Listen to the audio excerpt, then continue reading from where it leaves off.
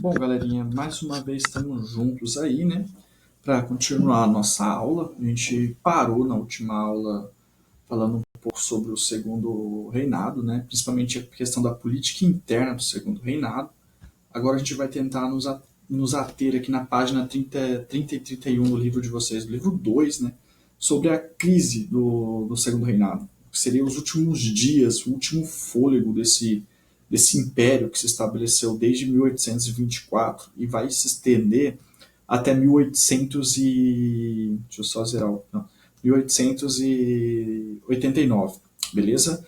Então a gente viu a aula passada, né? A gente comentou um pouco sobre a Guerra do Paraguai, né? Que praticamente foi uma guerra de miseráveis, na qual você tem o Paraguai liderado por Solano Lopes, você tem aí Bartolomeu Mitre no sul, né? Na Argentina, você tem aí o Partido Colorado ali no Uruguai, você tem também Dom Pedro II junto com o Conde Du, né? Governando as tropas, liderando as tropas brasileiras, que praticamente fecharam o caixão do Império Paraguaio, né, da Força Militar Paraguaia.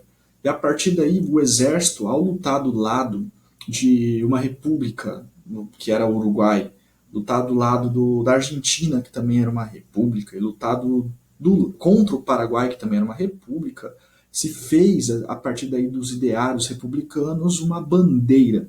Né? O exército ele sai institucionalizado da guerra e levantando uma bandeira contra a monarquia, né? Contra o fracasso, quanto o peso, quanto o atraso que era o sistema político monárquico estabelecido no Brasil, beleza? Então já de cara, o principal antagonista do segundo reinado vai acabar sendo o próprio exército, seu próprio pilar de sustentação. Praticamente o exército, o segundo reinado tinha três pilares de sustentação, né? Você tem aí, deixa eu colocar para cá, você tem aí o exército, como a gente já falou, que é a força militar, a força ideológica é a igreja, né, que também vai ser um problema sério para Dom Pedro II lidar com as tradições religiosas, principalmente com a mudança de postura da igreja da Europa. E você tem aí o terceiro pilar de sustentação, que é a economia, que acaba sendo as elites agricultoras, né, ou as elites proprietárias de terras, beleza? Então você tem três ordens ou três pilares que vão sustentar o segundo reinado nesse projeto aí, na qual vai se esfalecer entre o que vai ser o fim dessa. Até tentou fazer algumas reformas e tudo mais, mas não vão conseguir impedir o protagonismo do exército dessa mudança. Então vamos lá. Por que o exército se tornou o principal antagonista de Dom Pedro II? A gente já sabe. Por conta da Guerra do Paraguai. A partir daí, a institucionaliza a caserna e politicamente os caras vão debater dois projetos. O primeiro dos projetos vai ser a República e tudo mais. O segundo projeto vai ser a abolição da escravidão, já que vários soldados eram negros, né, e foram promovidos conquistaram parte da sua alforria. Outra galera não tiveram a mesma condição, assim que voltaram para o Brasil depois da guerra se tornaram escravos, ocasionando uma grande tensão entre Estado, proprietários de terras e o próprio exército. E se isso não fosse um grande problema para Dom Pedro II, você tem aí a igreja, né, que seria a parte de baixo aqui. Né? A igreja ela começou na Europa uma campanha a partir de Pio IX para excomungar e retirar da vida pública a maçonaria. Então aí tem várias práticas que envolvem a maçonaria, na qual boa parte disso é especulativo, né? Que na Europa eles assumiam cargos importantes e aí como tal se tornaram problemas de ordem política para a própria igreja, né? Em disputas envolvendo religião, envolvendo política, envolvendo economia e tudo mais. E aí a igreja fez o uso da excomungação para tentar atacar essa instituição. O problema é que a base política brasileira ela vai ser construída com a maçonaria, né? Dom Pedro I era grão-mestre e tudo mais, e aí a força da maçonaria dentro do funcionalismo público brasileiro era forte. E aí Dom Pedro II inicia uma briga, né, contra a bula, né, bula Syllabus, que praticamente vai tentar fazer essa retirada dos maçons da ordem política, e aí ele manda inclusive prender o bispo de Olinda, né. Então, quando ele faz isso, ele acaba comprando uma briga feia, porque por um lado você tem a população que entende Dom Pedro II como um poder de caráter sagrado e inviolável, porém entende a ideia do bispo de Olinda, ou o que seria a Igreja Católica, como visão máxima de Deus. Então, do lado você tem um poder temporal, do outro lado você tem um poder espiritual. E para a sociedade brasileira, que era praticamente católica, a briga ela tá, eles vão escolher um lado, e o lado vai ser da igreja. E pegou muito mal para Dom Pedro II tentar manter a maçonaria, ou tentar proteger a maçonaria, colocando-se contra a fé católica, a Santa Sé católica. E aí uma das medidas que Dom Pedro II tentou realizar para evitar, digamos, a perca ainda, os danos ainda maiores ainda, tipo, em relação ao seu poder, foi a nomeação de Visconde de Ouro Preto como primeiro-ministro e com o objetivo de fazer várias reformas, né? Reformas em questão tributária, reformas na questão de ordem abolicionistas, reformas em certas determinações que pudessem suavizar ainda mais os contornos da monarquia. Porém, ainda não vai ser, não vai conseguir grandes, não vai conseguir estender esse fôlego para mais do que ele já não está conseguindo fazer, entendeu? A partir daí também acontece um problema sério na luta abolicionista. Você tem aí, deixa eu só mudar aqui, que tem um negocinho do próprio material positivo que é bem legal. Você tem aí, deixa eu diminuir aqui minha carinha. Você tem aí a pressão interna, né, dos movimentos abolicionistas. Você tem as elites do Nordeste já quase não usam mais escravos, no Centro-Oeste também quase não se usa. Então você tem aí parte da demanda da mudança econômica já alterando a lógica de produção, alterava-se a lógica de relação de trabalho. E aí você também tem uma elite intelectual, né, que quer o fim da escravidão pelo viés liberal, pelo viés econômico, pelo viés humanitário. Você tem alguns negros alforriados e alguns negros que lutam diretamente contra o fim da escravidão, como Luiz Gama, advogado, um dos grandes nomes da causa abolicionista. Ele era analfabeto, praticamente se tornou advogado sendo autodidata. Então, ele conseguia a alforria de várias pessoas a partir da disputas jurídicas mesmo levando os casos para o tribunal e apurando provas e documentação e conseguindo liberdade de várias pessoas. Havia também outras pessoas os clubes abolicionistas que arrecadavam dinheiro para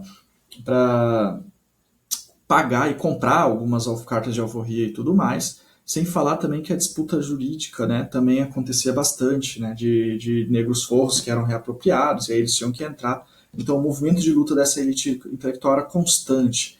E sem falar também, por último, a pressão da Inglaterra.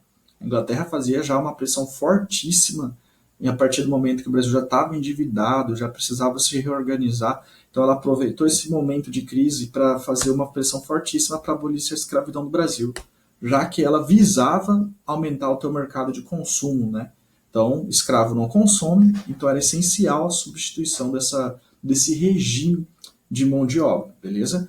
Entre as leis abolicionistas, galera, elas seguem essas ordens, né? Lembrando, elas praticamente, até a Lei Áurea, teve pouco impacto de mudança na realidade do brasileiro, do escravo. A Bill Aberdeen foi uma lei criada pelos ingleses com o objetivo de retalhar uma outra lei do Segundo Reinado, foi chamada de Eusébio de Lei da Tarifa Alves Branco, que taxava os produtos importados, né, que vinham para o Brasil, a partir principalmente dos ingleses, por uma taxa maior para tentar salvar a indústria nacional.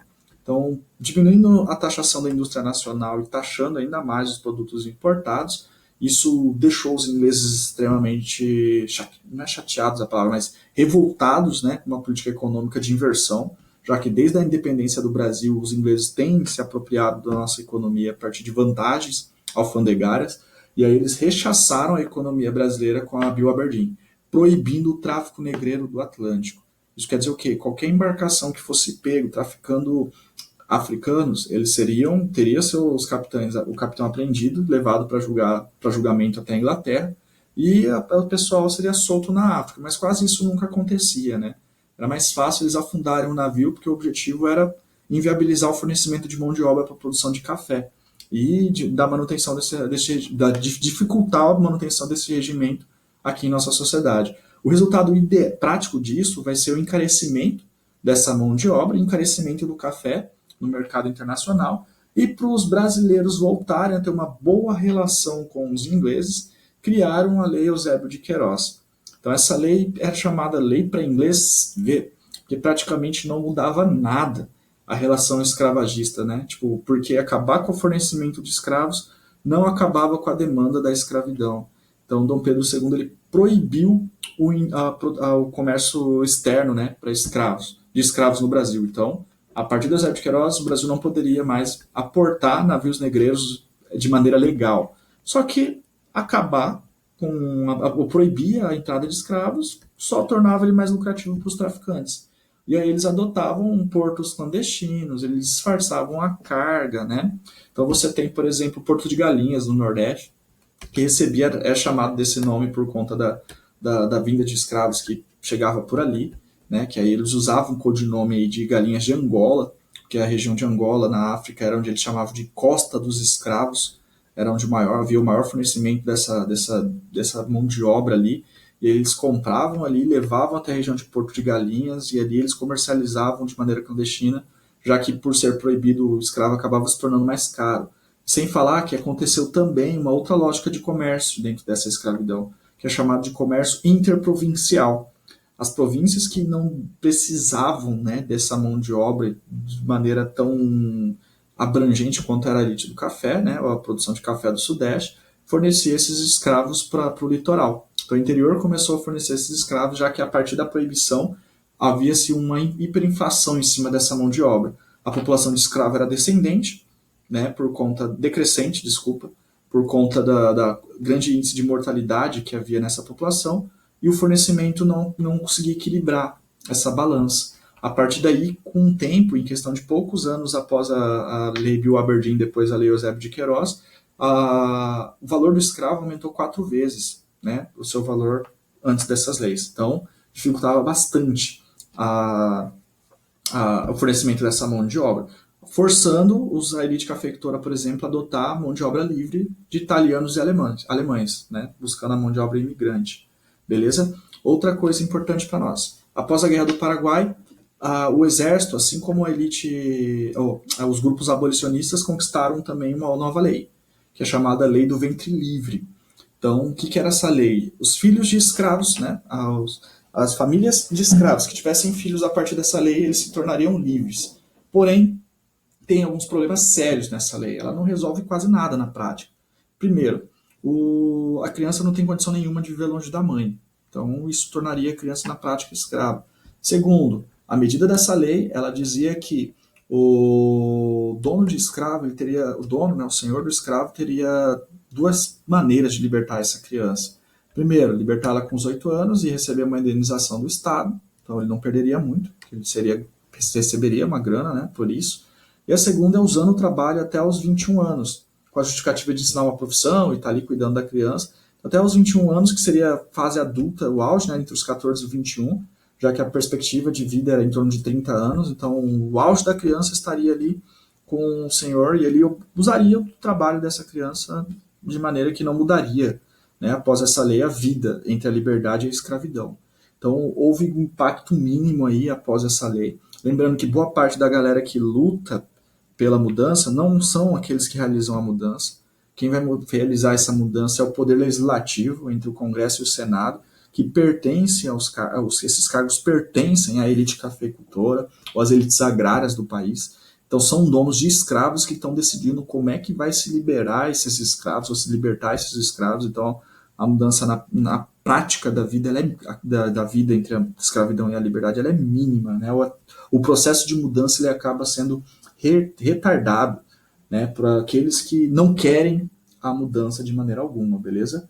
Outra lei abolicionista que vem também já em 1881, já próximo já a abolição da escravidão, é o que a gente vai chamar de Lei Saraiva-Cotergipe, que praticamente dizia-se, que é o chamado também de Lei do Sexagenário, que dizia que o escravo que alcançasse 65 anos, ele se tornaria livre.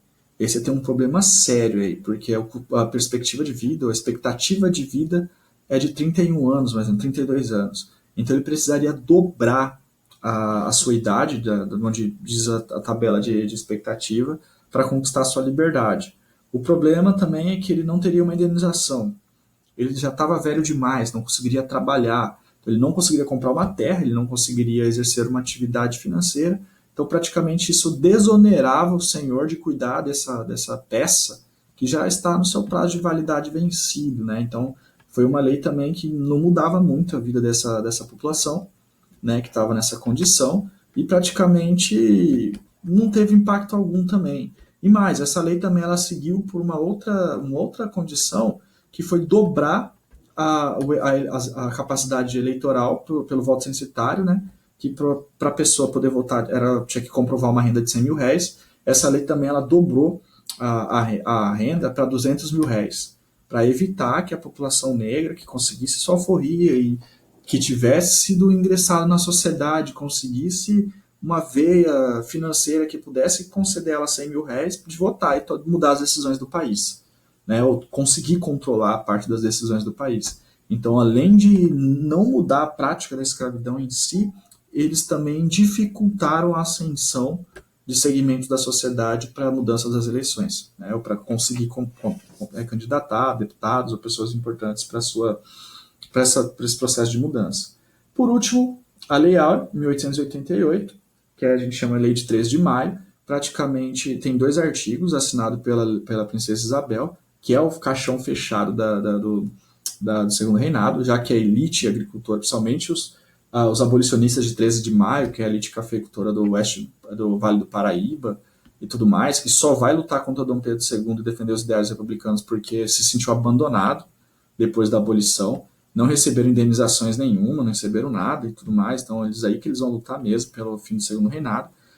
Essa lei, né, que está ligada ao fim da escravidão no Brasil, ela tem 2 artigos, um que abole a escravidão no Brasil e outro que abole ou que revoga todas as leis que dizem o contrário. E qual que é o problema disso? Porque ela não decidiu, não tomou nenhuma decisão de como se trataria a questão negra no país. Ou seja, se os ex-escravos se tornariam cidadãos, se teriam os mesmos direitos que os brancos, se eles poderiam estudar, se eles poderiam, quais seriam as relações de trabalho, se eles deveriam receber alguma indenização. Então, praticamente abriu as senzalas, proibiu-se a escravidão no Brasil, aboliu-se ela do regime jurídico e a partir daí você tem a maior parte dessa população à deriva, sem a possibilidade de estudar, sem a possibilidade de conquistar um espaço, né, na sociedade.